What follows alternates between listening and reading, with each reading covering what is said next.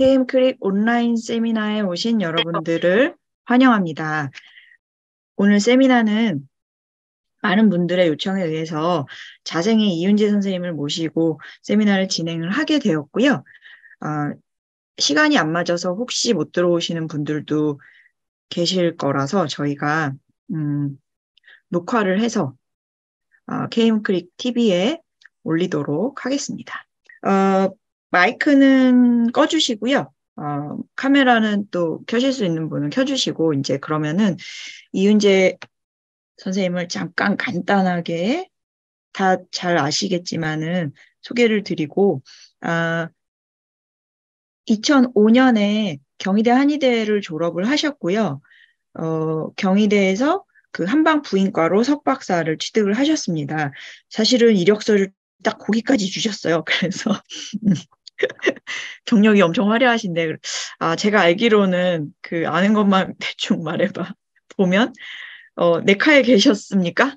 추조하듯이. 네, 내카에서 또 연구 방법론 쪽에 또 이렇게 트레이닝을 잘 하셨고요. 그리고, 현재 자생에서 굉장히 없어서는 안 될 척추와 같은 역할을 하고 계신 것으로 제가 알고 있습니다. 자세한 또 경력이나 이력 이런 거는 그 이윤재 선생님이 직접 이야기해 주시는 것으로 하고, 저는 빨리 마이크를 넘겨서 다들 궁금해하는 이 이야기를 들어보도록 하겠습니다. 자생에서 이제 그 데이터 공유하는 거에 대해서 이제 사실 한의계에서 처음으로 시도를 하셔서 그 경험을 우리랑 같이 나눠주시기로 했는데요. 네, 이윤재 선생님 부탁드리겠습니다.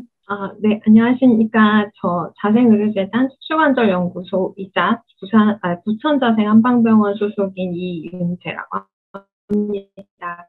교수님께서 소개해 주신 대로 현재는 자생 척추관절연구소에서 근무를 하고 있고, 하나의 소속이 더 있어서 아시는 분들은 아시겠지만 한의학 혁신기술개발사업단 한의표준 임상진료지침센터장도 하고 있습니다. 오늘은 철저히 자세에서의 경험으로 발표를 드리고자 하고요. 이렇게 발표를 할 기회를 주신 이항숙 교수님께 감사드리고요.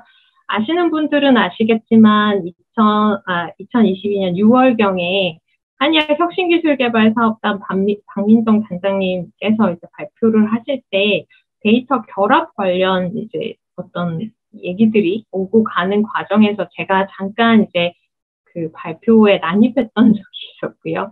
그러다 보니까 이제 저희가 데이터 결합을 추진하고 있다라는 말씀들을 드렸었고, 그걸로 인해서 이제 많은 분들이 좀 관심을 가지셨어요. 그래서 그때 이제 이항숙 교수님이 아마 8월인가 7월경에 그 세미나 그 얘기를 해주셨었는데, 사실 이제 이따가 제가 히스토리와 타임라인을 보여드리겠지만 저희가 그때까지만 해도 데이터 결합이 이루어지기 전이었습니다. 그래서 그래도 제가 분석은 못해도 결합은 해야지 결합해봤습니다 라고 말씀을 드릴 수 있지 않을까요? 라고 이제 하고 차마 이제 발표를 못 드리다가 최근에 이제 어쨌든 결과는 못 나왔고요.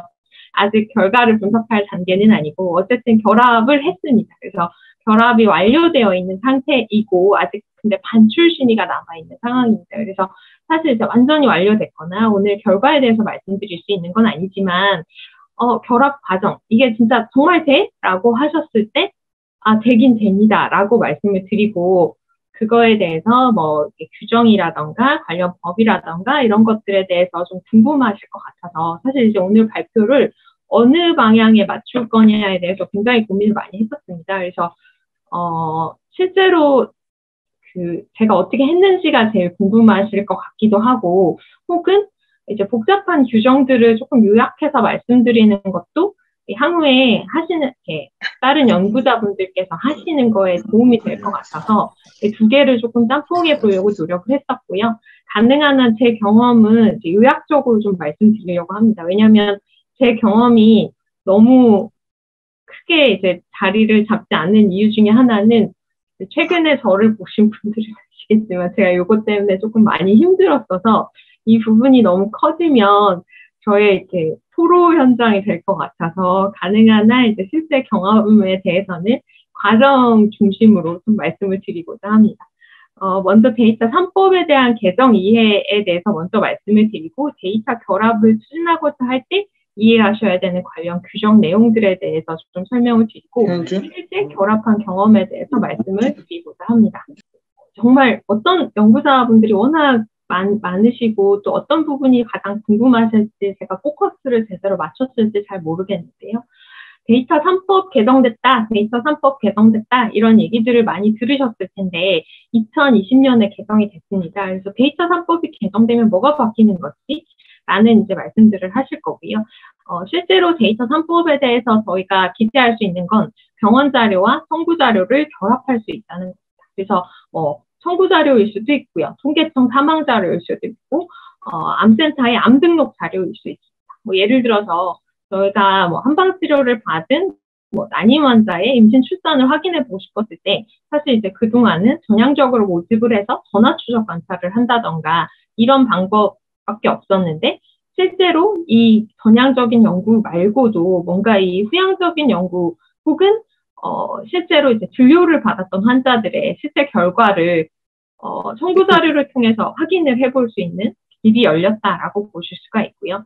근데 이제 아시다시피 청구 자료 같은 경우는 환자의 중증도라던가 비급여 치료가 확인이 불가한 단점이 있었고 병원 자료 같은 경우는 지금 좀 전에 말씀드린 타병원에서의 어떤 다른 치료들 혹은 장기적인 경과를 확인하기 어려운 점이 있었는데 이러한 두 개의 한계점을 넘어설 수 있는 방안이 생겼다. 이것 때문에 이제 굉장히 조금 빅데이터라던가 데이터에 관심이 많은 연구자분들이 관심을 많이 갖게 되시는 것 같고요. 그래서 예를 들어서 한방치료를 받은 암 환자의 생존율을 분석하고 싶다면 병원의 어떤 비급여 치료들과 이 환자들의 TNM 병기라던가 병력이라던가 이런 것들과 함께 그 통계청 사망 자료를 분석을 붙여서 확인을 해볼 수도 있고 한방 치료를 받은 어떤 환자들의 무슨 질환 발생이라던가 생존율이라던가 기타 질환 발생이라던가 후에 어떤 치료들을 받았는지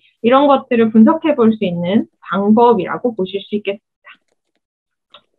데이터 3법 개정에 대해서는 이렇게 뒤에서 더 자세히 말씀드릴 건데요. 그래서 사실은 이제 그 전에 개인정보보호법에 대해서 이해하실 필요가 있겠습니다. 개인정보보호법은 2011년에 생겼다고 알려져 있고요. 근데 이제 제가 이거를 다른 분들보다는 조금 더 빨리 어떻게 보면 결합을 추진할 수 있었던 이유 중에 하나는 해봤기 때문입니다. 제가 좀 전에도 말씀드렸던 것처럼 이제 오래전이긴 하지만 한국보건의료연구원에서 근무를 했었고 그 당시에 이 집단검진으로서 전립腺암 검진의 도입의 타당성 검토라는 연구를 했었습니다. 이게 이제 2009년부터 2011년 초까지 그래서 실제로 이 데이터 결합은 2009년부터 2010년까지 이루어졌던 사안인데 병원 검진 자료, 병원 검진에서의 PSA 수치와 통계청 사망 자료를 붙이고 중앙 암 등록 자료를 붙였고 병원 검진 자료에 통계청 사망 자료를 붙여서 심평원 청구 자료를 붙여서 분석한 사례가 있었습니다. 그래서 실제로 PSA 수치로 높았던 환자들이 암 등록 자료에서 실제로 암이 발생했느냐를 보고 통계청 사망 자료로 전립腺암으로 사망했는지도 봤고요. 병원 검진 자료로 사망했는지도 보고 심평원의 청구 자료 그런 것들을 이제 비교해서 비용 분석을 했던 연구였습니다. 그래서 이때 이제 그 결합을 지금으로선 결합이라는 단어로 얘기를 하는데 어쨌든 이제 붙여봤었고요. 그러다 보니까 이제 결합에 대해서 조금 해봤고 그러다 보니까 쉽게 조금 해볼 수는 있었는데 요 연구를 생각해서 이제 시작을 했던 게 약간은 패착이긴 했었고요. 지금 요게 그러고 중앙 암 등록 자료랑 심평원은 따로따로 붙일 수밖에 없었던 건 두 기관에서 협조하지 않았기 때문입니다. 그러니까 통계청은 통계청 사망 자료를 붙여서 다른 기관으로 넘어가는 걸 오케이 했지만 암센터와 심평원은 이제 동의하지 않았었기 때문에 당시에 이제 따로따로 붙일 수 있는 붙여야 하는 부분들이 있었고요. 그래서 요거를 이제 기본적으로 해봤기 때문에 한번 해볼 수 있지 않을까라고 이제 생각을 했었고, 근데 이때는 이제 개인정보보호법이 발의되기 전이기 때문에 이 연구가 가능했었고, 주민등록번호로 붙였던 사례였습니다. 그래서 이전에는 병원 자료가 건강보험 심사평가원으로 가서 결합을 한 다음에 익명화 반출되는 시스템이었어요. 요거는 데이터 3법 개정 전이고 개인정보보호법 발의 이전에 이렇게 했었고 발의 이후에도 국공립병원 같은 경우는 한 사례들이 있었습니다. 그거는 이제 개인정보보호법 발의 이후지만 가능했던 건 요 밑에 보건의료기술진흥법에 2개 이상의 국가기관이나 공공기관이 보유한 자료를 개인 식별이 가능한 부분을 포함한 자료를 제출받아 통합자료 작업을 수행할 수 있다라는 법령이 있었기 때문에 일부 기관, 국공립 기관들에 대해서는 가능했었습니다. 근데 일반 연구자 분들한테는 다 막혀 있었던 것이 사실이고요. 근데 데이터 3법이 개정되면서 실제로 이러한 결합, 병원 자료와 건강보험 심사평가원 혹은 중앙암등록 자료가 결합할 수 있는 방법들이 생겼다라고 볼 수가 있습니다. 그런데 앞에서 보셨던 것과 달리 데이터 3법 개정 이후의 데이터 결합은 앞서 보셨던 주민등록번호 결합과는 굉장히 결이 다릅니다. 처음에는 이제 쉽게 생각을 해서 접근을 했었는데 실제로 이제 데이터 3법 이후의 데이터 결합은 이런 구조로 되어 있다고 보시면 돼요. 그래서 병원의 진료자료에 대해서 데이터 심의위원회에서 목적 적합성 심의를 1차로 받아야 되고요. 목적 적합성 심의를 받고 나면 병원의 진료자료를 가명화해야 됩니다. 그래서 가명화가 적정했는지 병원에서 데이터 심의위원회를 거쳐야 되고요. 그렇게 돼서 심의가 완료되게 되면 다시 IRB 심의를 받아서 병원 자료가 가명화된 병원 자료가 구성이 되게 됩니다. 예전에는 이 자료가 건강보험 심사평가원 전체 풀에 가서 붙어서 나왔었는데 지금은 그렇지 않습니다. 건강보험 심사평가원에서 맞춤형 자료를 한번 만들어줍니다. 제가 신청한 조건으로 맞춤형 자료를 제 자료와 상관없이, 그러니까 제 자료가 어떤 내용을 담고 있는지와 상관없이 내가 요구한 자료대로 맞춤형 자료를 추출해서 가명화를 해서 청구 자료를 구성해 주는데 여기서도 건강보험 심사평가원에서도 가명화를 거쳐야 되기 때문에 맞춤형 자료에 대해서 목적 적합성 심의를 하고 2차로 가명화 적정성 심의를 갖추게 되고요. 그래서 각각의 병원의 심의 자료는 3번의 심의를 거치게 되고 건강보험 맞춤형 자료는 2번의 심의를 거치게 됩니다. 이 자료가 각각 와서 교집합이 만들어지려고 하면 다시 목적 적합성 심의가 필요하고요. 그 다음에 가명화 적정성 심의가 또 해서 반출로 이어지게 됩니다. 그래서 이 노란색을 해보시면 이 결합이 이루어지기 위해서는 총 7번의 심의가 필요합니다. 그래서 이게 생각했던 것보다 굉장히 길었고 관련한 문서라던가 이런 것들이 굉장히 많을 수밖에 없는 부분이었습니다.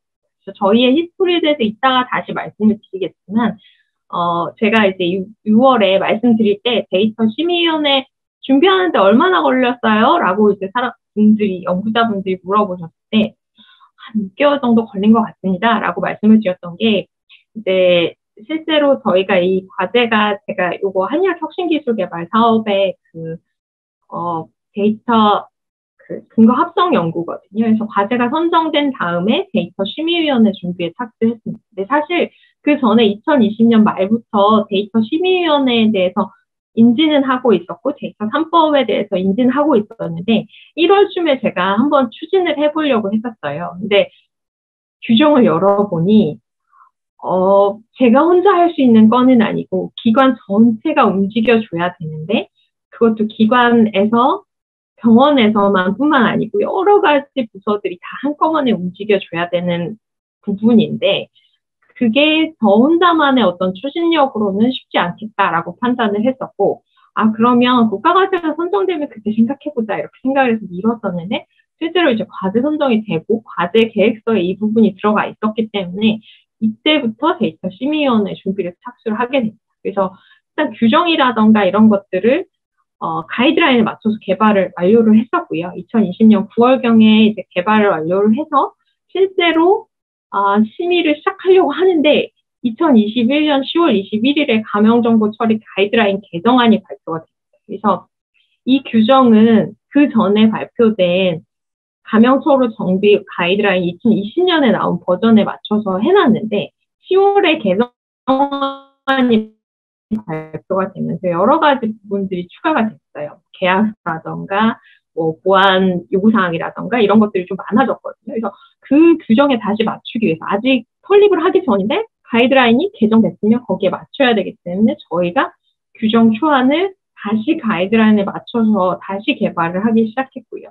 그래서 수정 반영들을 다 해서 데이터 센터, 데이터 심의위원회 설립하고 운영 규정 제정한 게 2021년 11월입니다. 그래서 거의 6개월 걸린 게 맞고요. 2021년 11월에 데이터 심의위원회 첫 심의가 열리겠습니다.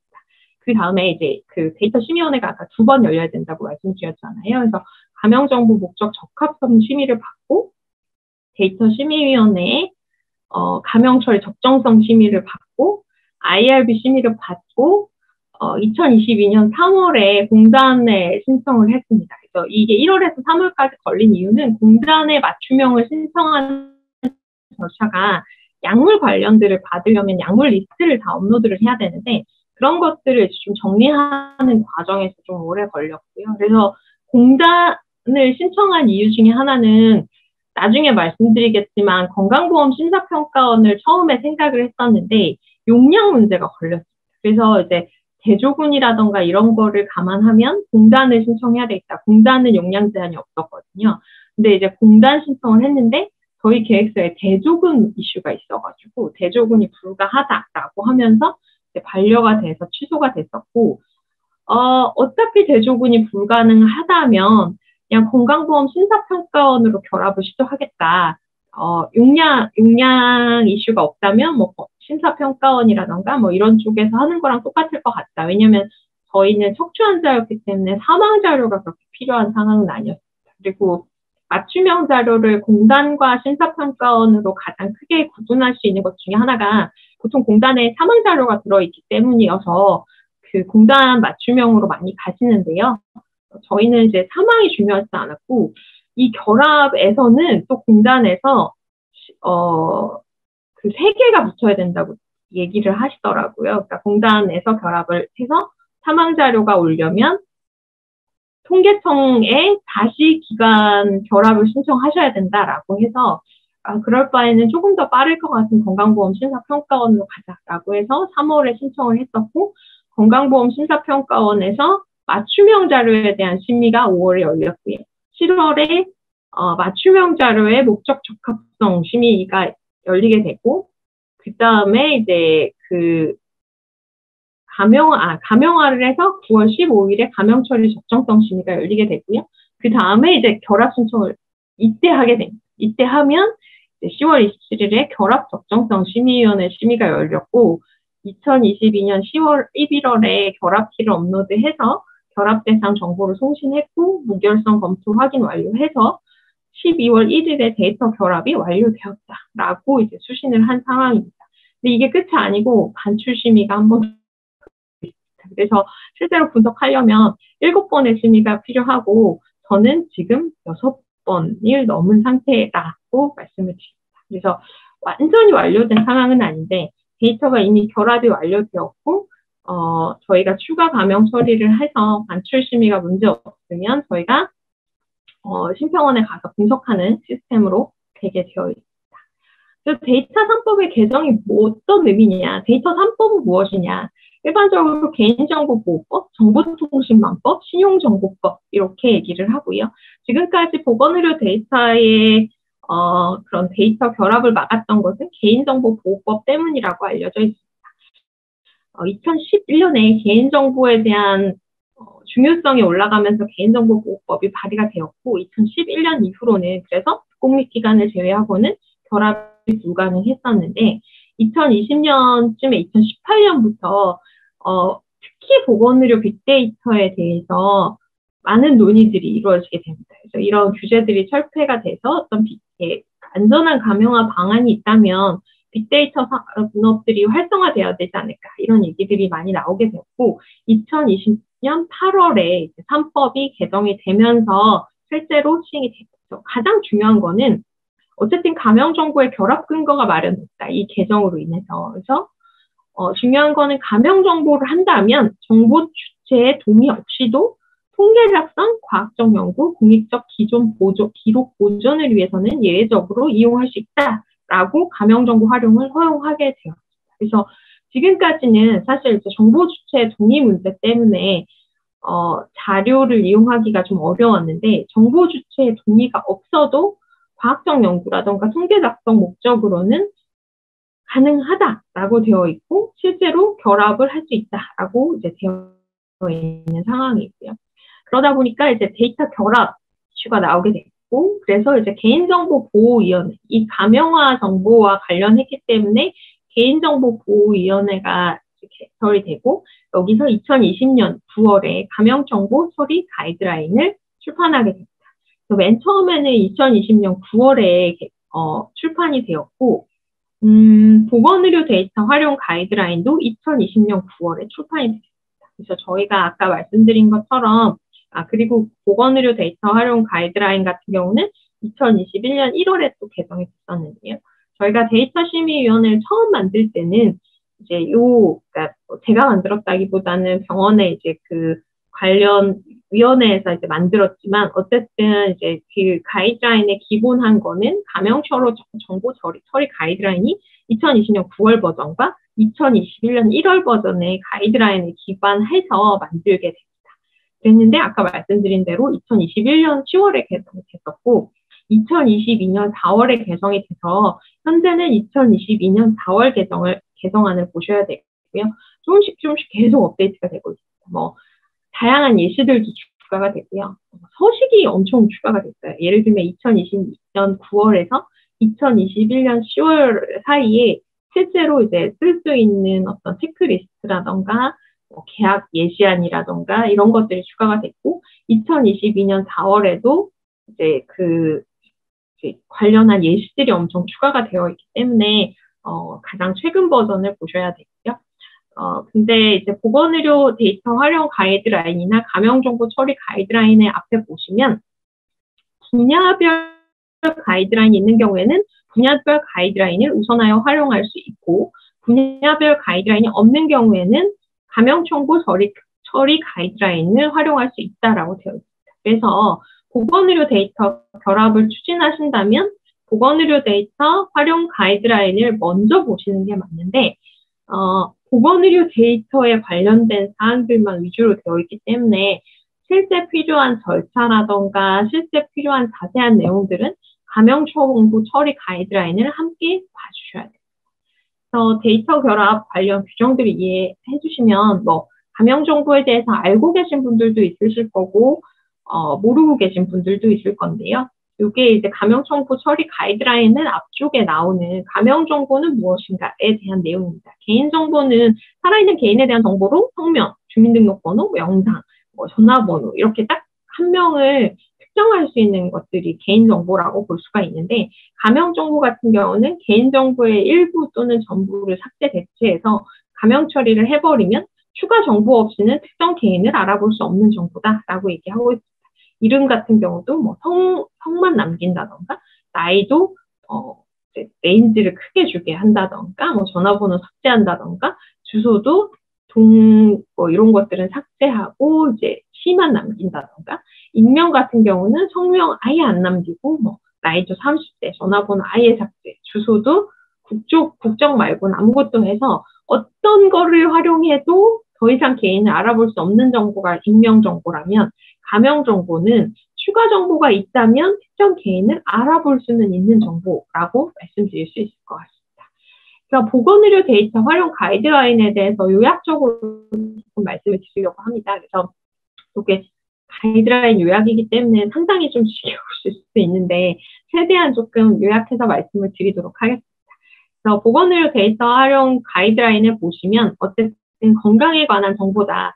그래서 진료나 의료법상 진료 기록부, 전자 의무 기록, 그 밖에 병원 내에서 생산되어서 진료 내역을 표시하고 있거나 이런 영수증이나 이런 것들, 청구용 자료 등등등등 모든 것들이 건강정보 예시고 이 건강정보를 가명화하려고 하면 보건의료 데이터 활용 가이드라인을 활용해야 한다라고 되어 있습니다. 그래서 가명 처리 같은 이따가 가명 처리 같은 경우는 그래서 무엇이냐. 그래서 개인정보 아까 보셨다시피 일부를 삭제하거나 대체하거나 추가 정보 없이는 특정 개인을 알아볼 수 없도록 처리하는 거다. 그래서 가명 정보 처리 목적은 근데 통계 작성, 과학적 연구, 공익적 기록 보존에 한해서 동의 없이 처리가 가능하다. 그래서 이 목적이 굉장히 중요해요. 과연 이게 과학적 연구냐, 여기서 법제에서 허용하는 통계 작성이냐, 공익적 기록 보존이냐, 이 목적에 대해서 심의를 그래서 한번 받게 되어 있고, 그 이후에 가명화가 제대로 됐는지를 심의를 한 번 더 받아서 가명 정보가 나올 그 가명 정보를 볼 수 있게 이렇게 되어 있다. 그리고 이제 동의 없이라는 것들이 굉장히 중요할 수 있고요. 그렇지만 어쨌든 가명 처리 방법이 있을 때, 안전한 가명 처리 방법이 있을 때는 가명 정보로 변환하여서 활용이 가능하지만 안전한 가명 처리 방법이 현재 개발되어 있지 않다라고 한다면 정보 주체 동의 하에서만 활용이 가능하다라고 명시를 하고 있습니다. 그래서 가명 정보, 안전한 가명 처리 방법에 대해서는 이제 뒤에서 조금씩 계속 나오게 되고요. 실제로 가명 처리를 이거는 가명 처리를 유보한다. 뭐 이런 것들의 항목들이 있습니다. 그거는 정보 주체의 동의 하에서만 활용이 가능하다라고 되어 있고요. 그래서 가명 처리 어떻게 할 거냐. 기본적으로는 가명 정보 자체를 알아볼 수 없게 해야 되기 때문에 추가 정보를 봤을 때 이제 결합 가능성을 고려해서 해야 되는데요. 예를 들면 등록번호라던가 주민등록번호라던가 이런 것들은 당연히 삭제를 하게 되고요.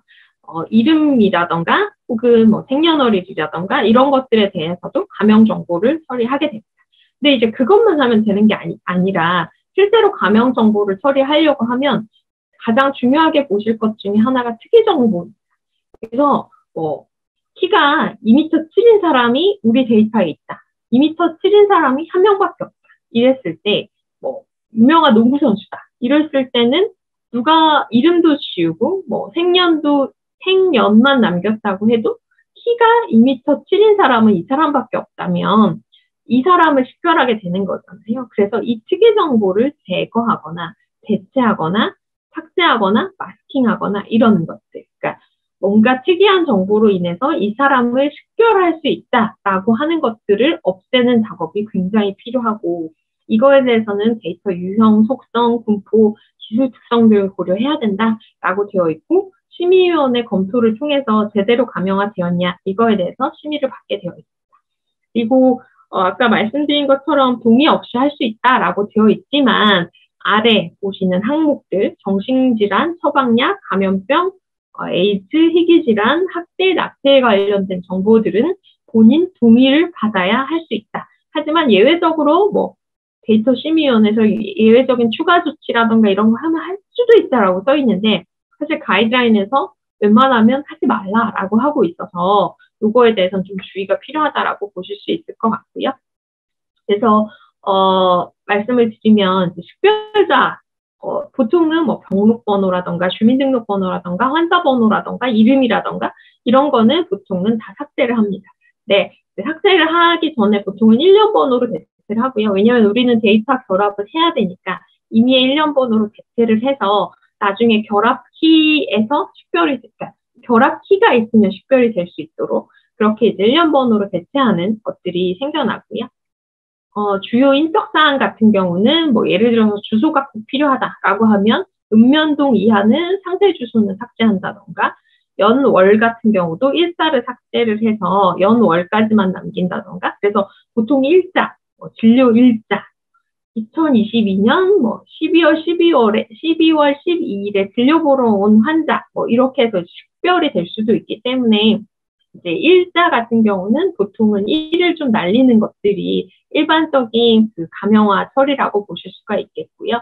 근데 이제 그 생년월일 같은 경우는 결합키로 활용되는 경우가 많고 심평원에서 결합키로 활용된 경우에는 가명화된 정보에 남아있으면 안 된다라고 얘기를 하더라고요. 그래서 실제로는 거의 그 결합용으로 들어가는 자료에서는 삭제될 가능성이 있습니다. 제가 80년 1월이라고 8001까지만 남겼다고 해도 실제로는 제출 데이터에 포함될 수 없는 경우가 있고요. 성별 같은 경우는 별도의 조치가 분류하다라고 써 있고, 실제로 뭐 남성 유방암 같은 정말 특이한 경우에는 특이치기 때문에 특이 정보를 제거할 필요도 있다라고 얘기를 하고 있고요. 측정 수치 같은 경우는 보통 필요하지 않다라고 얘기를 합니다. 뭐 체중 같은 경우나 키, 혈압 뭐 이런 것들, 혈액 검사 수치. 왜냐하면 이제 그때그때 이게 정형화되어 있기는 하고, 정형화되어 있어야 감형화를 할 수 있는데, 정형화되어 있는 정보이고, 그러니까 측정을 안 했거나 몇이거나 뭐 이런 식으로 이제 정형화되어 있기 때문에 실제로는 감형화를 필요하지 않다라고 얘기는 하지만 특이치에 대해서는 처리가 필요합니다. 하지만 정형화되지 않은 자유입력 정보, 그래서 뭐 프리텍스트로 많이 되어 있는 정보들은 사실 감형 처리 방법이 개발될 때까지 감형 처리 가능 여부를 유보하기 때문에 쉽지 않습니다.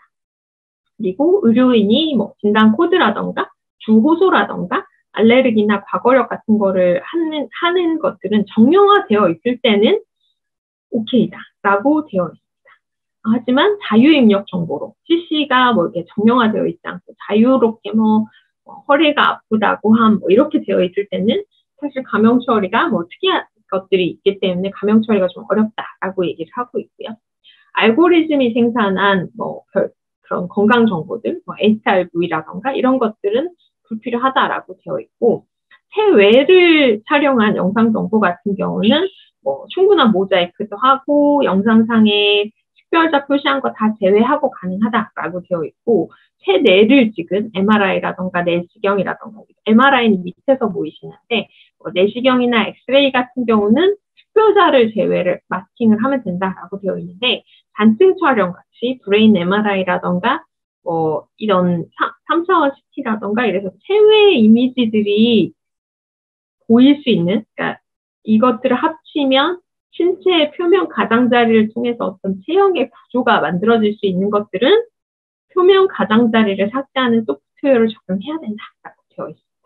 음성 정보는 본인 동의 기반으로만 가능하고 안 되고, 유전체 정보는 예외를 제외하고는 감형 처리 가능 여부를 유보한다라고 되어 있습니다. 그래서 실제로 널리 알려진 병에 이제 큰 단위의 유전자 단위 정도는 괜찮을 수 있지만 나머지는 안 된다라고 되어 있고, 오믹스 같은 경우는 별도의 조치가 필요하지 않고, 지문이나 생체 인식 정보는 감형 처리 유보하고, 인종이나 민족 같은 경우는 뭐 민감한 정보이기 때문에 원칙적으로는 안 필요하지만 민감한 정보라면 목적상 꼭 필요한지를 심의위원회에서 봐야 된다라고 되어 있고요. 그래서 이렇게 보면 사실 요 가이드라인만 보면 별거 없는데 이렇게 생각하실 수 있어요. 그러니까 제 EMR에서 뽑아낼 수 있는 생년월일이라던가 나이라던가 뭐 이런 것들이 쭉 있고, 초진 정보, 뭐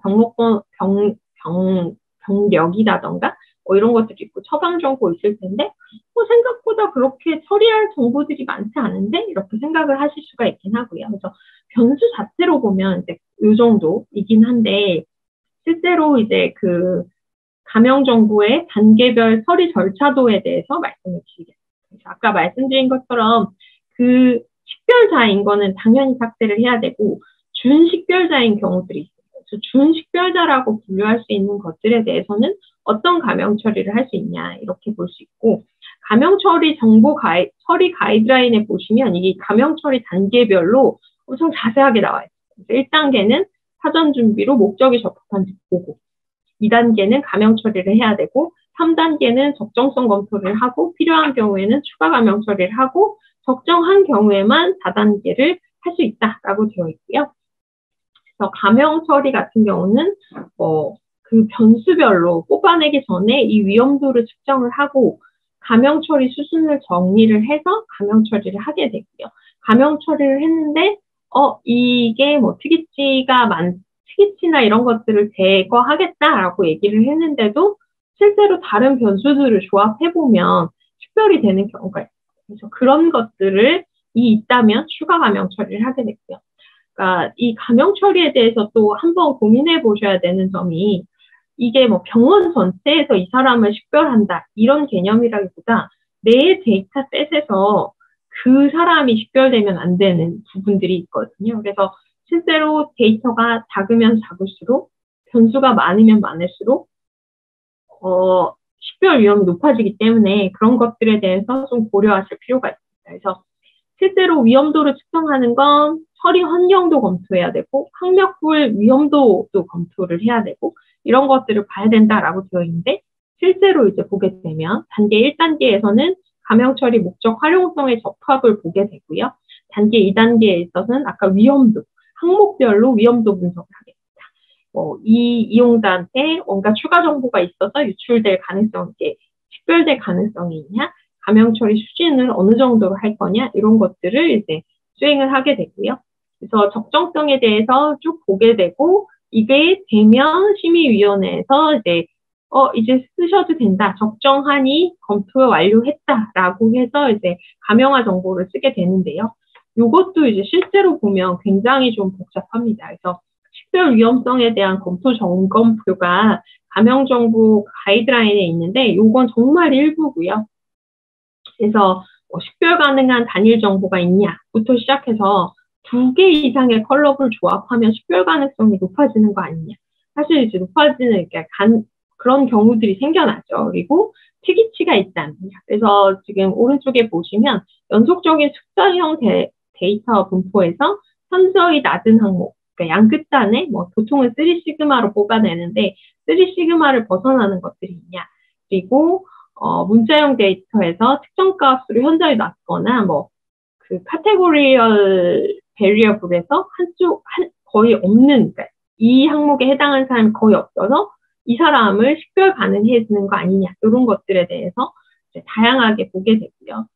그래서 실제로는 요게 이제 최근에 그 개인정보 처리 가이드라인의 예시로 추가된 것들인데, 원본 데이터의 분포를 다 봐야 된다라고 되어 있습니다. 그래서 식별 가능성이 있는 컬럼 위주로 이렇게 분포도를 작성을 했을 때, 원래 원본 데이터로 봤을 때는 지금 이제 12세, 13세, 25세, 17세 이런 환자들이 보이잖아요. 그래서 이런 분들은 보통 한두 명일 가능성이 있고, 그런 걸로 인해서 양 끝단에 있는 사람들이 식별 가능성이 높아지기 때문에 이분들의 연령의 특이 정보에 대해서 분포를 보고 필요한 경우에는 양 끝단의 값으로 대체를 하게 됩니다. 그래서 이 감형화라는 건 식별과 이 저울질이 필요해요. 그래서 데이터 분석하시는 분들도 준식별자로 식별 가능성을 낮추면 낮출수록 데이터가 많이 틀어질 수밖에 없다라고 얘기를 합니다. 그래서 실제로 이제 이 환자가 86세 환자였지만 끝단의 데이터로 80세로 대체가 된다던가, 키가 2m 7인 사람이었는데 이제 이렇게 그 3시그마 값을 제외하고 이제 레인지 값으로 들어가게 된다던가, 이런 식으로 계속 처리가 필요하고요.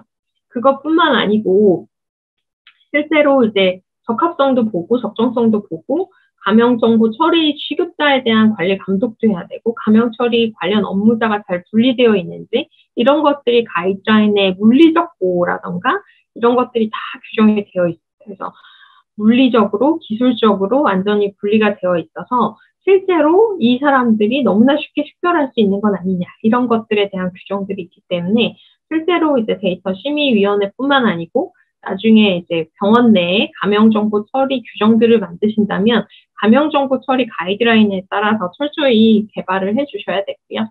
하나 또 궁금해하시는 거 하나가 이제 데이터 심의위원회고, 데이터 심의위원회 같은 경우는 규정이 그렇게 많지는 않습니다. 그래서 실제로 이제 딱 그 다음과 같은 필수 요원은 이분이다. 정보 주체를 대변하는 사람, 환자나 입사용자, 의료 분야 데이터 활용 전문가 1인 이상, 정보보호나 법률 분야 전문가 1인 이상이라고 되어 있고, 실제로 이제 5인 이상 15인 이하로 되어 있으면서 데이터 심의위원회가 IRB 위탁 가능하다라고 되어 있고, 위탁이 되는 경우에도 구성 원칙은 준수해야 된다라고 되어 있고, 실제로 이제 이런 것들을 규정을 하고 있습니다. 그래서 실제로 예를 들어서 법률 분야라던가 의료 분야 데이터 활용 전문가를 초빙하기가 어렵다, 이런 이제 목소리 때문에 실제로 이제 추천할 수 있는 절차들도 있어요. 그래서 기관에 요청을 하면 이런 위원분들 이렇게 거기 풀에서 이렇게 추출을 해가지고 이런 분들을 모실 수 있다, 이렇게 하기도 하고, 데이터 심의위원회가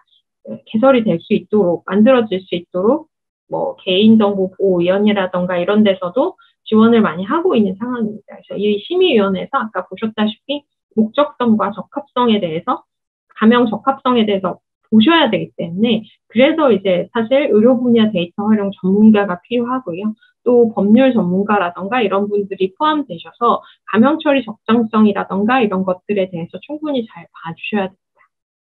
그래서 처음에 이제 요 가명 정보 결합에 대해서 저도 처음에 준비할 때만 해도 이 그림 굉장히 심플하거든요. 그래서 왼쪽에 보시는 그림들이 굉장히 심플하기 때문에 데이터 심의위원회 심의를 받고 나서 결합기관에 신청서를 제출하면은 그러면 되는 건가? 이렇게 이제 생각을 했었는데 아까 말씀드린 대로 실제로 이제 그렇긴 한데 A병원, B병원, C병원에서의 절차가 다 끝나고 심평원에서도 맞춤형 자료를 가명화 정보를 구축해야 되기 때문에 실제로 심의건들이 많이 발생을 하게 되고 그 이후에 이제 결합기관에서 결합 전문기관에서 결합 적정성을 검토를 하고 결합을 수행하고 반출 심의를 해서 반출을 시켜준다라고 되어 있습니다.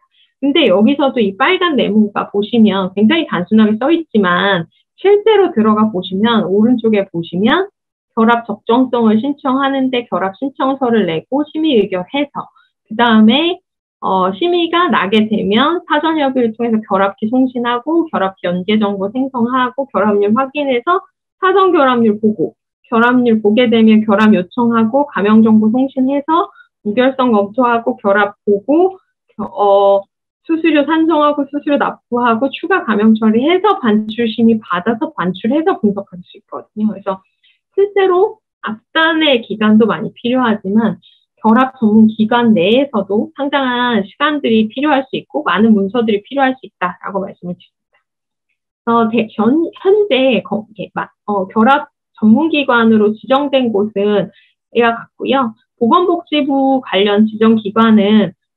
국민건강보험공단, 심사평가원, 국립암센터 이렇게 있고 저희가 보통 활용할 만한 곳은 요 위에 세 군데와 밑에 통계청 이렇게 되어 있습니다. 물론 어떤 금융정보와 결합을 하고 싶으신 분들은 밑에 있는 기관들에 추진을 해보셔도 괜찮으실 것 같습니다. 그래서 지금부터 실제 결합 경험에 대해서 잠깐 말씀드리겠습니다. 이게 저희가 사실 할 때 제가 할 거면 한 4개 기관 한꺼번에 가보지라고 생각을 해서 4개 기관의 데이터를 이제 수출하고 각각 모두 심의를 받았어요. 그러니까 자생한방병원은 자생한방병원대로 데이터 심의위원회를 받았고 대전은도 받았고 해운대도 받았고 부천 이렇게 결국은 요것들이 각각 신청이 됐고 근데 데이터 심의위원회는 자생한방병원에 만들어졌고 자생한방병원에서 이 3개의 기관을 위탁 심의하는 형태로 만들어졌습니다. 그래서 심의가 통합 심의는 아니고요. 각각 심의가 구성이 되기는 했고 그것들이 이제 건강보험 심사평가원이랑 결합을 해서 요 교집합들을 저희가 보고 싶었던 거라고 보시면 될 것 같습니다. 그래서 결합 신청할 때는 그래서 실제로 결합 신청 기관이 5개로 떠요. 왜냐하면 심평원도 결합 신청자로 뜨거든요. 결합 신청을 같이 해야 결합을 할 수 있어서 이렇게 실제 결합할 때는 심평원도 있었고 부천 자생한방병원, 대전 자생한방병원, 해운대 자생한방병원 이렇게 되어 있었고 실제로 저희가 2015년부터 2017년에 각 병원에 요초 추간판 탈출증으로 내원한 초진 환자의 초진 차트와 진료 내역 2015년부터 2021년에 한방병원 진료 내역, 비급여를 포함한 진료 내역들을 붙여서 간명화를 했고 심평원에서는 2015년부터 2017년까지 요초 추간판 탈출증 상병으로 한방의료기관에 청구가 있었던 환자의 2015년에서부터 2021년 7월 동안의 진료 내역을 뽑았습니다. 이 환자들을 가능한 한 인지를 해야 됐기 때문에 저희가 한방의료기관 청구가 있었던 환자로 한정을 하긴 했었고요. 이게 약간 그런 이유도 있고 나중에 말씀드리겠지만 용량에 걸렸어요. 저희가 심평원 맞춤형을 선구해 보신 분들은 아시겠지만 용량 제한이 엄청 심한데 보통 요초 추간판 탈출증 같이 흔한 질환 같은 경우는 제가 그냥 원하는 대로 다 하면 제가 1500기가까지 나온 적이 있었거든요. 맞춤형이. 그러면 이제 제공이 불가하다라고 나오기 때문에 1500기가를 300기가 안으로 맞춰야 돼요. 그러다 보니까 이제 저희가 한방의료기관으로 했을 때 결합률이 좀 더 높아지지 않을까라고 했고 용량을 그렇게 줄였던 사례라고 보시면 될 것 같고요.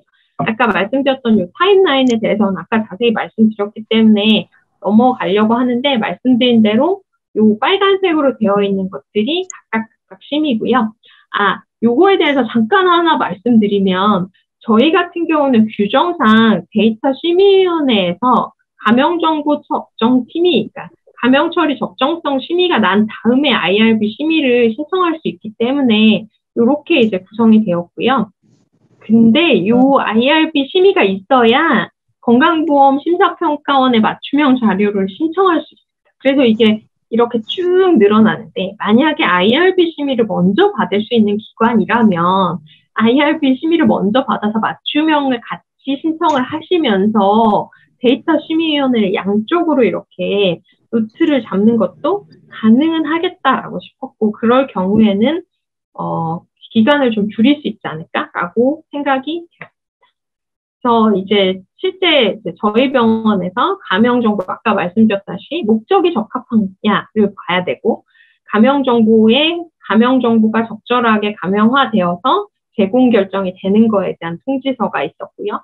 그 다음에 이제 IRB 통지서, 좀 전에 말씀드렸던 저희 병원 IRB 통지서, 이게 각각 기관별로 있습니다.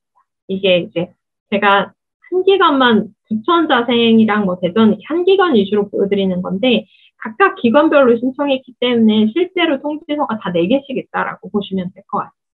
그래서 실제로 이제 IRB에서 승인이 나게 되면 맞춤형 자료를 신청하게 됩니다. 심사평가원 화면이고요. 심사평가원에서 이렇게 이제 전수들을 클릭을 해서 내가 필요한 정보들을 그리고 아까 보셨다시피 2015년에서 2017년까지 한방의료기관에 신청한 사람 이렇게 한정해서 자료를 요청을 하게 되고요. 일부 변수가 비어있는 건 제가 용량을 줄이기 위해서 클릭을 안 했기 때문입니다.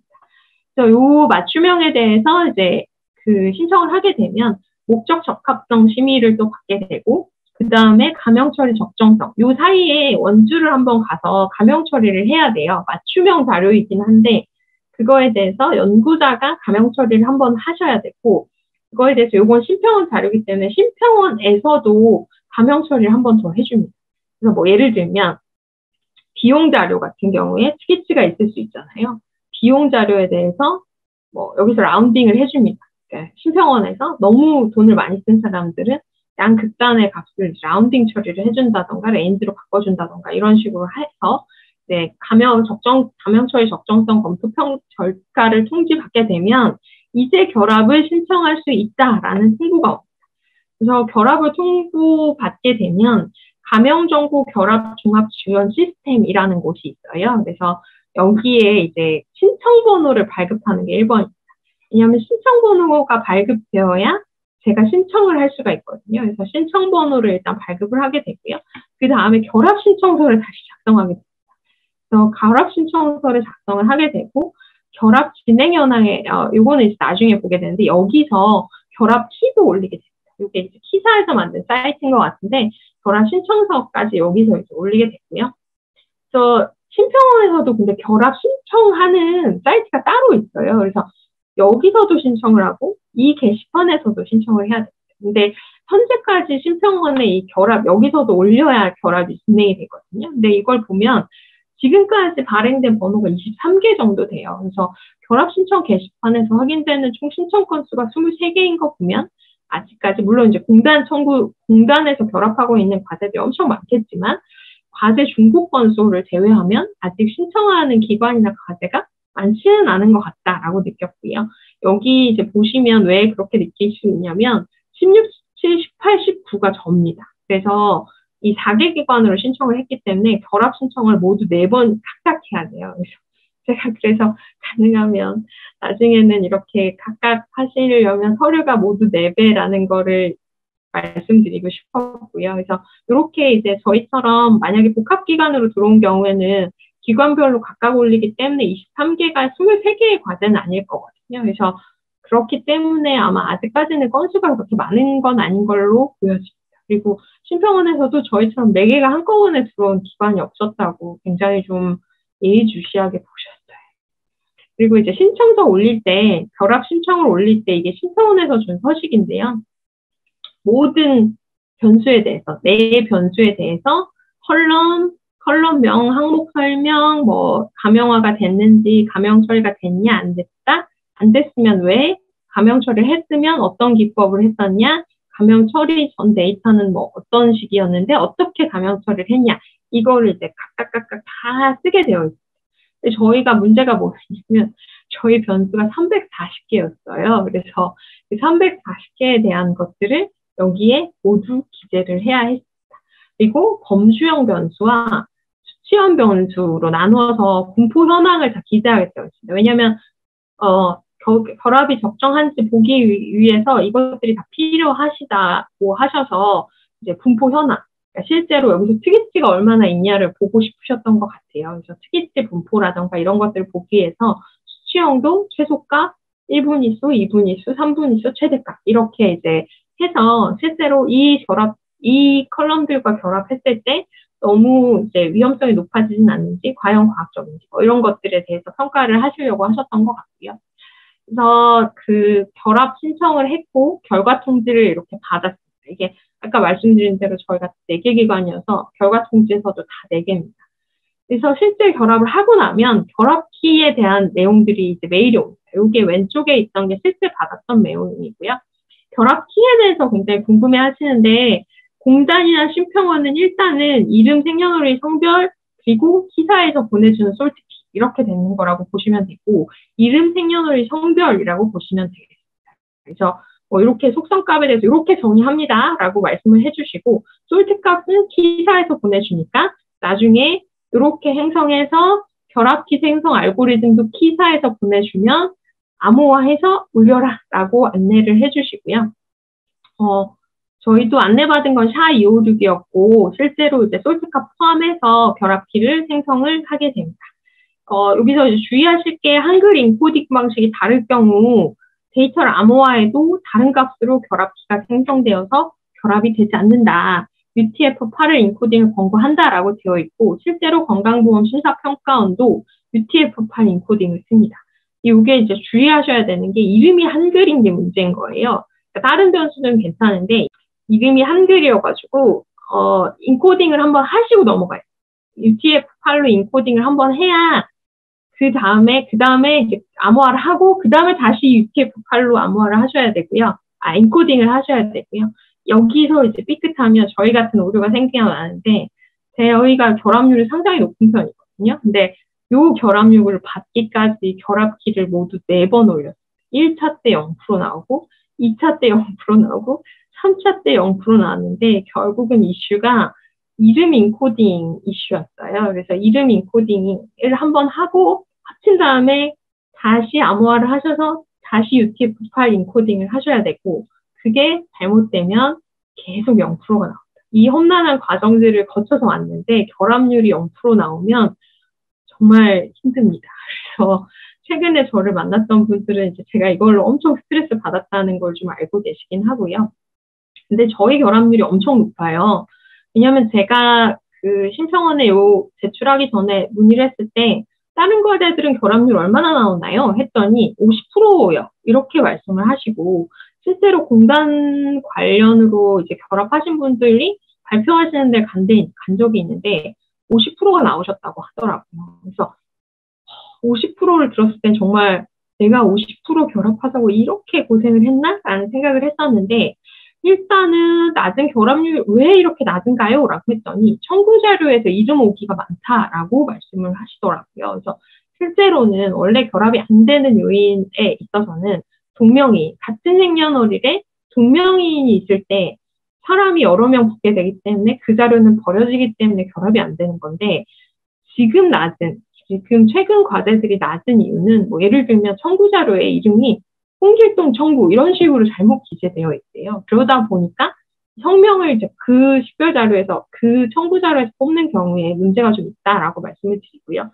또 맞춤형으로 구성된 데이터셋이 클수록 동명이인 존재 가능성이 높아지기 때문에 상대적으로 결합률이 낮아질 가능성이 있고 저희가 높았던 거는 아마 한방 의료기관으로 찍고 들어간 게 상당히 요인이 있었을 것 같습니다. 그래서 결합률이 이렇게 나오면 물론 0%에선 동의하겠냐고 물어보진 않고요. 이 정도 결합률이 나오면 이대로 결합하시겠습니까? 이렇게 물어봐요. 그래서 저희는 이제 오케이를 했고, 그러면 결합 대상 정보를 올리라고 이제 안내문이 옵니다. 그래서 그거를 이제 올리게 되면 결합 대상 정보 무결성 확인, 해시값을 비교해서 무결성 확인서를 보내주시고요.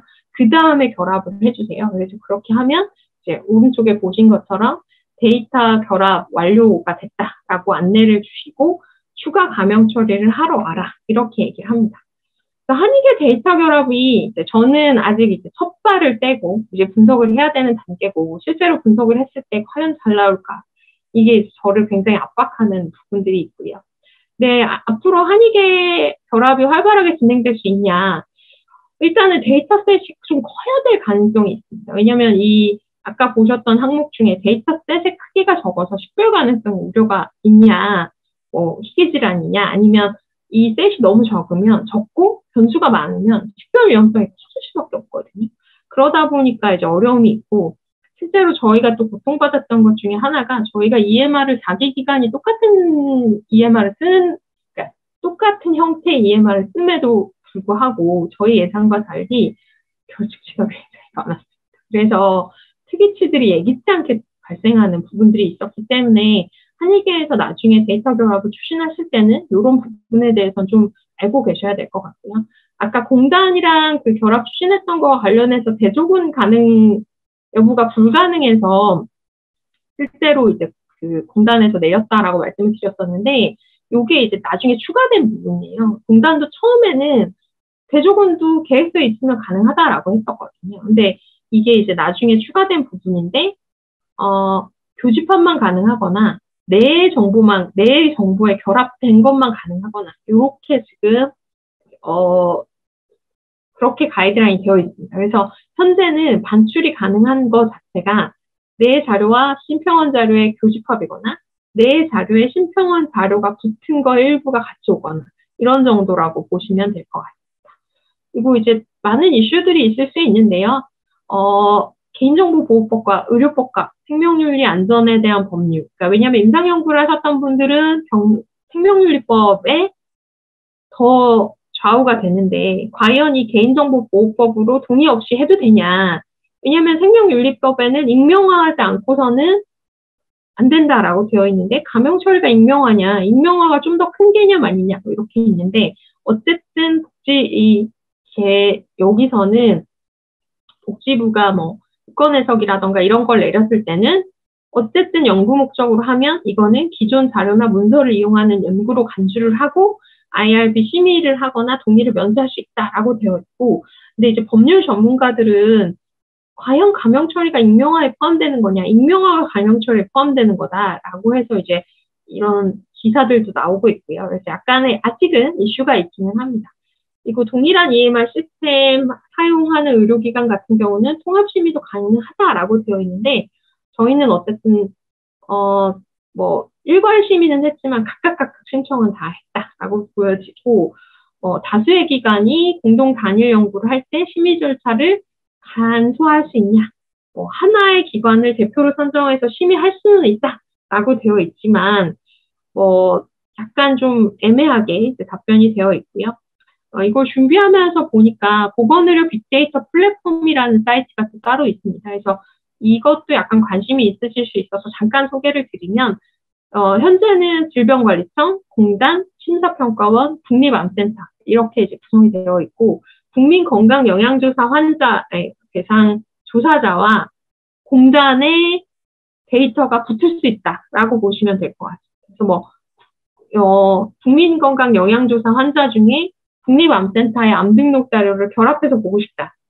이 사이트에 가시면 데이터를 신청할 수 있고 이제 그 기관 내에서 가능하도록 되어 있는데 저도 요거 관련으로는 아직 신청은 해본 적이 없어서 말씀은 못 드리는데 한의계 연구자분들이 지금 이제 맞춤형 자료, 공단 맞춤형이라던가 수평원 맞춤형에서 데이터 연구들도 굉장히 많이 하고 계시잖아요. 그래서 이런 연구들도 좀 관심을 가지고 많이 해주시면 좋을 것 같고 향후에 데이터 결합을 통해서 어떤 한의계에 도움이 되는 연구들이 많이 나왔으면 좋겠습니다. 이상 발표를 마치도록 하고요.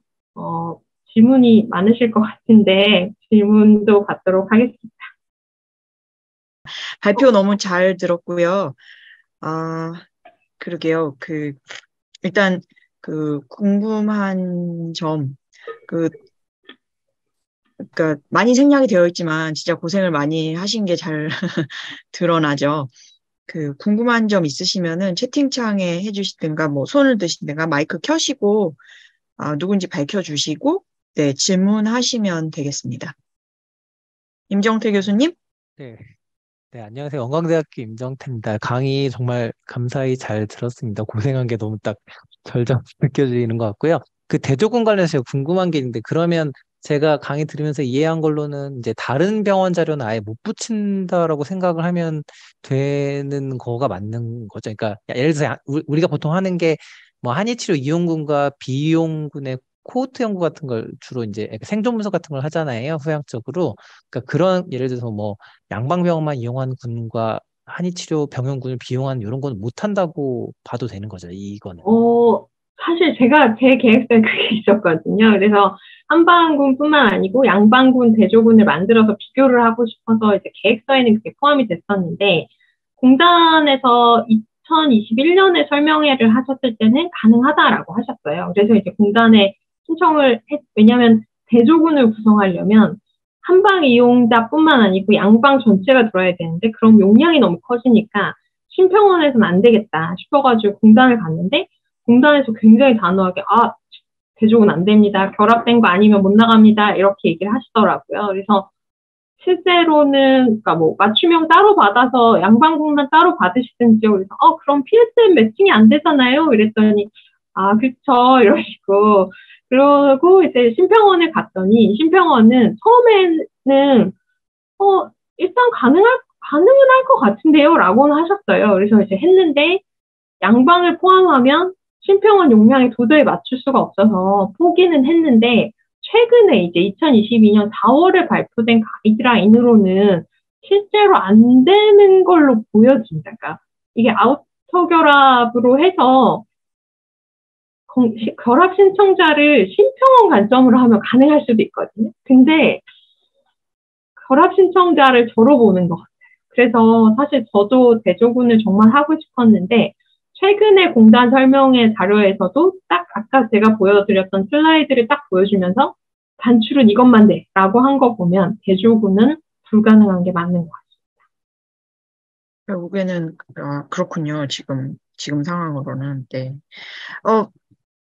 또 다른 질문 있으신 분 손 들고 말씀해 주십시오. 네, 김건영 교수님. 네, 이훈재 당장님 너무 감사합니다. 그 엄청난 작업을 시도를 하신 것 같고요. 그래서 내용만 봐도 굉장히 방대해 보이는데 정말 고생 많으셨던 것 같습니다. 제가 여쭤보고 싶은 거는 한 두 가지 정도 되는데, 일단 이게 저는 이제 이 내용에 대해서 기존에 잘 모르니까 오늘 이제 처음 접했는데요. 개인정보 3법 관련해서 굉장히 논란이 많았던 것들은 이제 뉴스로 들어서 알고 있습니다. 근데 이게 보니까, 그러니까 기관 차원에서 감형 처리가 잘 되면 일단 기관 차원에서 할 게 있고, 그다음에 이제 전체 심평원이라든지 공단에서 제공하는 데이터 제공 기관에서 해줄 게 있고 한데, 신청한 기관에서 과연 감형 처리가 잘 되고 여기에 대해서 책임을 잘 질 수 있을 것인가.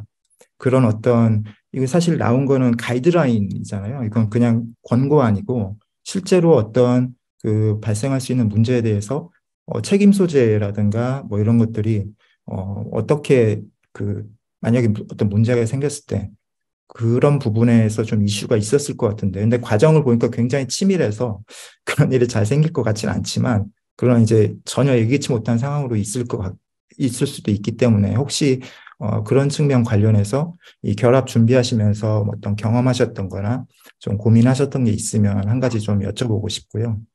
이제 두 번째는 아까 이제 특이 정보라든가 데이터 분포를 이렇게 딱 보셔가지고 한다고 했는데, 지금 이제 연구 주제라든가 이런 거 보면 이제 롱기튜드널하게 쭉 이렇게 보시는 것 같은데, 모든 관찰 값에서 예를 들면 특이 정보가 한 번이라도 있으면은, 그 부분을 뭐 배제를 하거나 어떤 처리를 하셔야 되는 건지, 아니면은 베이스라인 관찰 값 처음에 이제 결합을 할 때, 그 결합 키상에서 할 때 어떤 특정 시점에서의 그 시작값에서 분포가 뭐 특정 수치가 넘는지 아웃라이어가 없으면은 그대로 쭉 어떤 그냥 그 결합이 다 가능한지, 어느 정도까지 그 결합을 할 때 이런 특이정 복값을 노출이 되지 않도록 신경을 쓰시는지 대략 그 두 가지 정도 여쭤보고 싶습니다.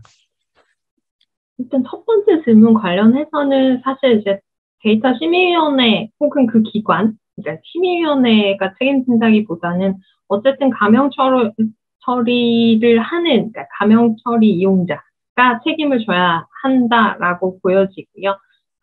실제로 그러니까 그 기관, 그러니까 가명 처리자가 기관일 수도 있고 개인일 수도 있는데, 이게 이제 어쨌든 다양한 환경도 데이터 심의위원회에서 보게 되고, 가명 처리 환경이라던가 물리적 보호 조치라던가 이런 규정들을 이제 다 두게 되어 있고, 실제로 이제 홈페이지라던가 이런 데도 병원의 그 개인정보 처리 방침에 가명 정보 또한 이렇게 포함해서 공시가 되게 되어 있거든요. 사실 이제 그것 때문에도 더 오래 걸렸는데, 병원에서 이제 홈페이지에 보통 개인정보 처리 방침이 올라와 있고, 거기에 가명 정보를 처리하는 기관은 가명 정보를 어떻게 처리하는지에 대해서 올려라라고 되어 있어요. 그래서 이제 기관 차원에서 그것들을 다 업데이트를 제가 이걸 이제 추진하면서 업데이트를 해야 되니까 사실 더 오래 걸렸는데, 원칙적으로는 가명 처리 정보를 처리하는 처리자가 책임을 져야 된다라고 생각되고,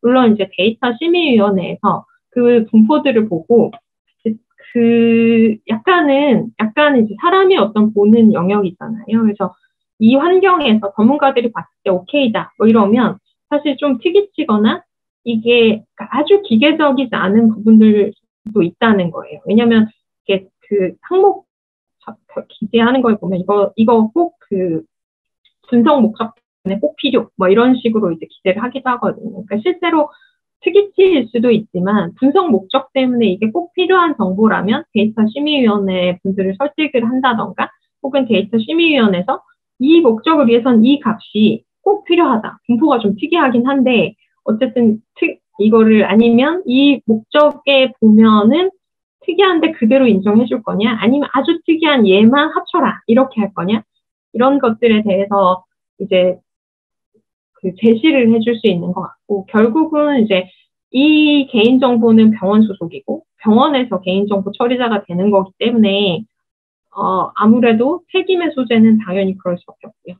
저희 같은 경우는 그 초진 차트만 거의 가져왔기 때문에 두 번째 질문에 대해서 답변을 드리는 건데요.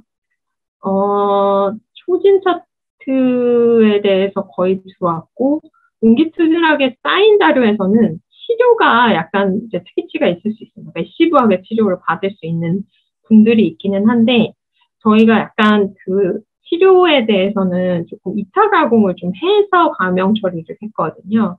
그러다 보니까 심평원에서도 그거에 대해서는 크게 이슈를 안 삼더라고요. 그러니까 뭐 예를 들면 1년 동안 심을 이제 몇 번 맞았냐, 뭐 이런 것들로 이런 식으로 이제 특정 기간 내에 몇 번 맞았냐 이런 식으로 좀 2차 가공을 해서 정리를 했고, 그게 이제 너무나 목적성과 연관이 있는 거라서 뭐 한약을 얼마나 먹었냐, 약침을 몇 번 맞았냐, 뭐 이게 이제 사실은 저희가 이 분석을 위해서 꼭 갖고 가는 비급여 정보인 거잖아요. 그러니까 그거에 대해서는 특이치가 있을 수밖에 없는데, 아주 극단적인 특이치는 물론 이제 대체를 해야 되겠지만 이제 굉장히 분포가 넓을 수밖에 없잖아요. 스큐드 데이터거든요. 사실 연도별로 뽑아도 봐도 이게 어떤 환자는 치료가 계속 0일 거고, 어떤 환자는 1년 동안 막 100몇십 번씩 와가면서 이제 치료를 받으셨기 때문에 그런 부분들이 굉장히 들쑥날쑥한데, 그거에 대해서는 그래도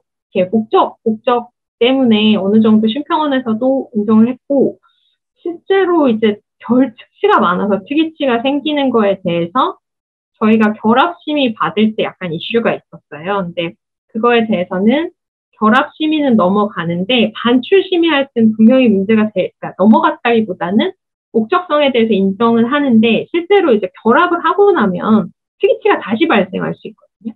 왜냐하면 저희 같은 경우는 95%가 결합이 됐기 때문에 특이치 분포가 크게 달라지지 않을 가능성이 있지만 50%가 결합이 되는 경우에는 특이치가 원래 병원 자료랑 다르게 50%가 좁혀지면서 특이치가 발생할 수밖에 없습니다. 그래서 심평원에서 추가 감염 처리를 하러 오라고 하는 거고요.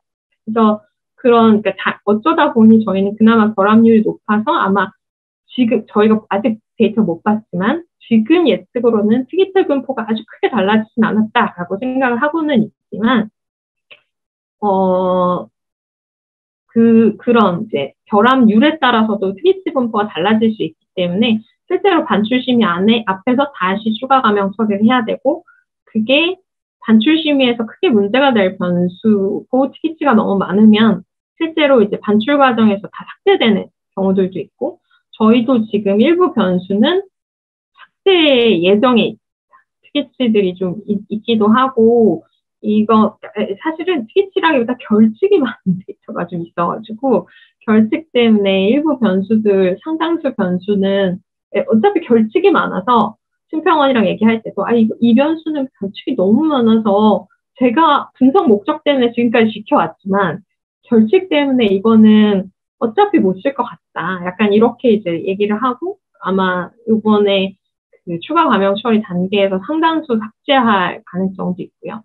롱기튜디널한 데이터 같은 경우에서도 변수가 실제로 특이한 분포를 보이면 아마 반출심의에서 분명히 문제가 될 거고 수정하지 않고서는 반출이 안 될 거라고 저는 생각하고 있습니다. 네, 감사합니다. 이승훈 교수님. 안녕하세요. 저는 경희대 이승훈이라고 합니다. 오늘 강의 너무 재밌게 잘 들었고요. 김건영 교수님 아마 그 질문의 좀 연장선상인 것 같은데, 이제 이렇게 감염 처리를 보통 할 때는 이제 보통 시스템이 있어서 그 시스템에 맞게 이제 진행이 돼야 될 거라고 이제 들었고, 보통 그래서 이제 어니스트 브로커가 있어서 이제 어떻게 보면 이제 연구자 말고 혹은 이제 데이터를 감형 처리하는 어떤 부서나 아니면 어떤 소프트웨어가 이제 해야 될 거라고 이제 어떻게 보면 가장 이제 뭐 골드 스탠다드처럼 얘기를 하는데, 이제 현실적으로는 그게 좀 어려울 수도 있을 것 같은데, 혹시 요번에 그 연구하실 때는 감형 정보를 이제 뭐 여쭤봐도 될런지 모르겠지만 어떤 분이 이제 어떤 방식으로 처리를 했는지가 궁금한 게 첫 번째 질문이고요. 두 번째 질문은 이거는 이제 지금은 이제 감형 데이터 간의 이제 결합이 주로 이제 말씀을 주셨는데, 저는 조금 궁금한 거는 이제 데이터의 결합보다는 이제 데이터 반출의 관점에서 조금 궁금해서 여쭤보려고 하는데, 이제 아마 그것도 데이터 심의위원회의 어떤 심의 내용일 것 같긴 한데, 그러니까 예를 들면은 최근 들어서는 이제 어떤 인공지능의 어떤 모델을 평가할 때 꼭 이제 익스터널 발리데이션이 필요하기 때문에 그 내부 자료를 통해서 개발된 그 모델을 이제 외부에 있는 다른 병원을 통해서 여러 병원에 이제 익스터널 발리데이션을 하는 경우가 요새는 많더라고요. 근데 이제 그러려면은 그 병원에 이제 어떤 데이터를 활용을 해야 되는데, 이런 경우에도 아마 그런 데이터들은 거의 대부분 환자의 동의를 받지 않은 정보를 후형적으로 수집할 거기 때문에 이때도 그러면 데이터 심의위원회를 거쳐서 받는 게 맞는 건지 요거까지 한번 질문하고 싶습니다. 그 보건의료 두 번째 질문 먼저 말씀드릴게요. 제가 까먹을 것 같아서. 보건의료 데이터 가이드라인에 보시면 해당 경우가 나와 있어요. 그러니까 기관 외의 사람이 해당 병원의 정보를 분석하고 싶어서 하는 경우에 대해서 이제 나와 있고, 뭐 공문을 통해서 데이터를 정식으로 요청하고 데이터 심의위원회에서 감형 정보에 대해서 검토를 하고 뭐 마찬가지로 감형 심의하고 해서 반출 가능 이렇게 이제 되어 있거든요. 그래서 실제로 이제 원칙적으로는 데이터 심의위원회가 모든 기관에 다 있는 건 아니어서 이제 요즘 그렇지만 데이터 심의위원회가 있는 기관이라면 원칙적으로는 그렇게 진행되어야 되는 건이 맞는 것 같고요. 첫 번째 질문 이게 이제 가장 힘들었던 부분 중에 하나고요. 사실 굉장히 핵심적인 질문이기는 한데 감형 정보를 누가 할 거냐. 실제로 저희는 데이터 센터가 만들어지긴 했습니다. 그래서 데이터 센터를 구성을 했는데 데이터 센터를 이제 구성을 해서 근데 감염 정보는 누가 할 거냐 뭐 이런 것들에 대해서 굉장히 고민을 많이 했고 연구자가 아닌 사람이어야 하고 왜냐면 어찌됐든 감염 처리를 분리를 시켜줘야 되니까요. 저처럼 이제 청구한 사람에 대해서는 분명히 분리를 해야 되고 저희가 일단은 지금 공시되어 있는 걸로는 이제 3자 저희 같은 경우는 애초에 그 의료정보 시스템을 관리하는 부분이 외부에 있어요. 그러니까 외부 기관이 이제 의료정보를 관리하게 되어 있고 저희 병원 홈페이지에 개인정보 처리 방침에 보시면 모든 의료정보가 해당 회사에서 의료정보 관리 시스템 관리 때문에 이렇게 관리하고 있다. 3자 제공되고 있다라는 부분들이 나와 있고 그래서 감염정보 또한 3자로 처리했어요. 그래서 실제로 이제 감염화도 그 회사에서 3자 계약을 그러니까 감염정보 처리에 대한 3자 계약서를 작성을 했고 이제 사실 모든 병원이 다 계약을 해야 됐거든요. 그래서 의료정보 시스템 계약은 원래 되어 있지만 감염정보 처리에 대한 계약을 추가로 모두 작성을 하고 그 회사에서 감염정보 처리에 대한 부분들을 이제 책임을 져주시고 물론 이제 데이터 심의위원회에서 이렇게 온 데이터에 대해서 또 한번 보시고 이 변수에 대해서 이렇게 추가 감염 처리가 필요할 것 같다라고 의견을 주시면 그쪽에서 다시 작업해서 주시고 이런 식으로 처리를 했다라고 보시면 될 것 같고 그래서 저희 같은 경우는 사실 이제 결합 그러니까 애초에 그 CDR을 저희한테 이제 나중에 분포를 볼 수 있었던 자료는 이미 이제 식별기 다 떼고 CDR로 대체된 자료였고 결합 키 같은 경우도 그쪽 부서에서 이제 갖고 책임을 져서 보건의료 가이드 그쪽에서 이제 같이 이제 암호화해서 이제 주심 업로드하고 이런 식으로 이제 되어 있었기 때문에 실제로 이 데이터 셋과 저는 약간 분리가 되어 있는 시스템이라고 보시면 될 것 같아요. 근데 실제로 이제 사실 구성하면서도 굉장히 고민이 많았던 부분 중에 하나가 사실 큰 병원들 찾아보시면 서울대병원이나 이런 데는 SNU나 뭐 이런 데 아까 화면에서도 보셨지만 게시판에 막 결합 올리고 있는 병원들은 다 그런 병원들이거든요. 이제 거기는 아예 이제 그거를 위한 센터를 크게 구축을 하셔가지고 심의도 이제 그 센터 하에 뭐 두신다던가 혹은 외부 센터로 두신다던가 해서 거기서 데이터 가명화라던가 이런 것들을 쭉 처리를 해주시면서 적극적으로 데이터 결합으로 추진할 수 있는 사례들을 많이 만들어내고 계신 걸로 보이는데 아직까지는 이제 한익의 그런 정도의 어떤 요구도나 혹은 병원에서 그걸 느낄 만한 필요성? 어쨌든 인력이 들어가야 되는 부분이잖아요.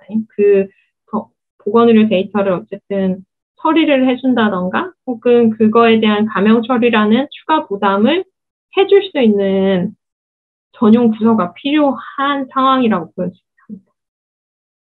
그 비용들은 어떻게 처리가 되는 걸까요? 사실 그게 궁금합니다. 연구자 입장에서. 어떤 거에 어느 정도의 비용이 들지. 당연히 아마 큰 병원들은 사실 수수료 같은 것들을 책정할 수 있게 되어 있다고 알고 있고, 그러니까 수수료가 데이터 이용에 대한 것들에 대해서 이제 사실 큰 병원들이 요새 CDM도 만들어져 있어서 전용 분석센터도 있고, 이제 다양한 연구자들이 와서 공통 데이터 모델을 통해서 막 이렇게 개발도 할 수 있게 막 이렇게 되어 있기 때문에 관련한 이용 수수료나 이런 거를 받아서 아마 그런 분들의 인건비를 충당하시거나 하실 수 있을 것 같고요. 혹은 이제 연구 데이터 중심 병원 이런 것들에 대한 펀드들을 많이 받으셔서 그런 것들을 운영하시는 것 같고 저희는 이제 사실 아직까지 그 정도 성과를 낼 만한 조건은 아니었기 때문에 모든 개인적인 읍소와 병원장님들께 여러 조아림과 제발 한 번만 도와주세요. 이런 것들과 그 이제 업체 분들께 이제 개인적인 어떤 부탁과 이런 것들을 통해서 이뤄낸 거긴 합니다. 이윤재 단장님 오늘 늦은 시간까지 너무 좋은 강의 해주셔가지고 진심으로 감사드리고요. 많은 분들이 조금 어느 정도 궁금한 점이 해소가 되었을 것으로 생각이 됩니다. 혹시 마지막으로 혹시 하시고 싶은 말씀이 있으실까요? 그동안 한 고생을 다 여기서 풀어내실 수는 없었겠지만 진짜 조금만 들어도 얼마나 고생하셨는지 알 것 같아요. 늦은 시간까지 들어주셔서 감사합니다. 앞으로도 한의계 데이터들이 사실 결합을 통해서, 네, 물론 결합까지 가는 데는 아까 말씀드린 것처럼 정말 빅데이터가 되지 않고서는 조금 험난할 수도 있어 보이는 부분들이 있다고 생각을 합니다. 그리고 네, 그게 이제 가장 어떻게 보면 발목을 잡을 거라고 생각을 하고요. 그렇지만 많은 훌륭한 연구자분들이 계시니까 저보다 훨씬 좋은 연구 데이터들을 발굴하시고 또 좋은 분석들을 해주시지 않을까 앞으로 많이 기대하도록 하겠습니다. 네, 감사합니다. 서로 우리가 서로 키워주고, 네, 잘하는 것으로 그렇게 하도록 합시다. 자, 늦은 시간까지 고생하셨고요. 이상으로 KM 크릭 온라인 세미나 이윤재 단장님 모시고 데이터 링키지에 대해서 들어봤고요. 저희가 나중에 이제 참석하신 분들께 설문 피드백이 나갈 건데요.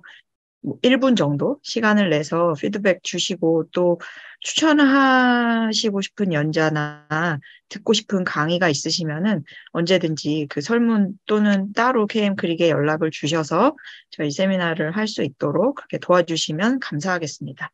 감사합니다.